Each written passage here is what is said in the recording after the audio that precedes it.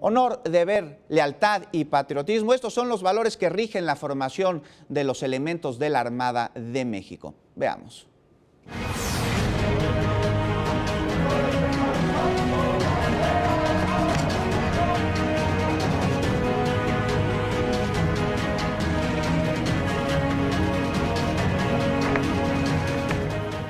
Enfrentar obstáculos, aplicar estrategias y desarrollar sus capacidades mentales y físicas es parte de la formación de los cadetes de infantería que deben tener para defender su propia vida y la de la ciudadanía en escenarios complicados. Algunas de sus pruebas van desde escalar estructuras de 15 metros de altura, subir por cuerdas para desplazarse de un punto a otro o bien deslizarse rápidamente a través de túneles compuestos por llantas. Los cadetes cruzan la pista del infante con decenas de obstáculos en 7 minutos con 30 segundos.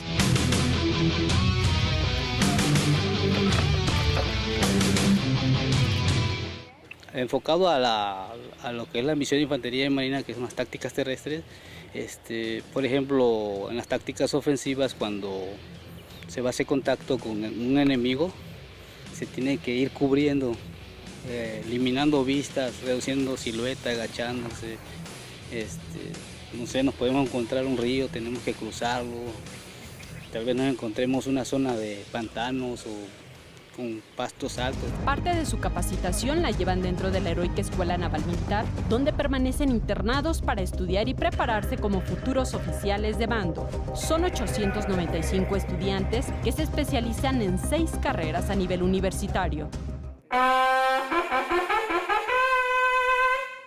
Su día inicia desde las 5 de la mañana. Se alistan, se forman y toman clases teóricas. Se le conoce como un buque a todo aquel buque o barco o a todo vaso flotante, la cual tiene que estar con respecto a un plano. Refuerzan sus conocimientos con prácticas en campo y en un simulador de navegación equipado con la más alta tecnología. El simulador nos permite una vista de 240 grados, ¿sí? En las pantallas que ustedes que tienen al frente. Tenemos aquí varios elementos informáticos que están interconectados para poder hacer esta proyección. Pero la misión principal que tenemos es proyectar 4 puertos nacionales que están cargados en el equipo y puertos internacionales. Podemos simular 30 barcos de guerra de diferentes tamaños. Hay barcos pequeños que son desde 30 metros de longitud, que es la eslora, o hasta barcos tan grandes de 250 metros. Incluso tenemos cargado un portaaviones que igual se puede usar para hacer las prácticas. Además existen los simuladores aéreos, los cuales presentan diferentes escenarios meteorológicos, fallas mecánicas, entre otras situaciones adversas en las que los cadetes deben reaccionar favorablemente, con el fin de estar listos para entrar en la fase de vuelo real. Tenemos cargados todos los aeropuertos y pistas del mundo, ¿sí? Y la tercera gran ventaja es que nos permite vuelos en diferentes condiciones, situaciones especiales. Podemos realizar, aquí vemos vuelo de día, podemos realizar vuelos de noche, ¿sí?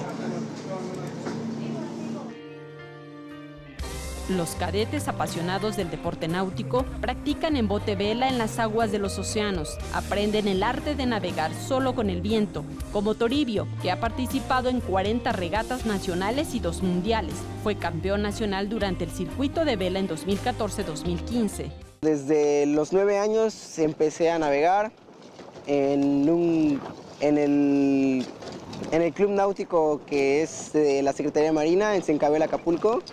Ahí empecé a navegar, empecé a participar en mi primera Olimpiada Nacional a los 11 años, en la Cruz de Guanacaste, en Nayarit, y he competido alrededor de las diferentes Olimpiadas. Mi preparación como oficial de la Armada de México es muy indispensable porque es más que nada el reto de salir a navegar todos los días. Los cadetes ya están de vacaciones. Regresan en junio para ir de viaje a el Pacífico, el Golfo y el Caribe, y así continuar su preparación para velar por la seguridad de los mares mexicanos.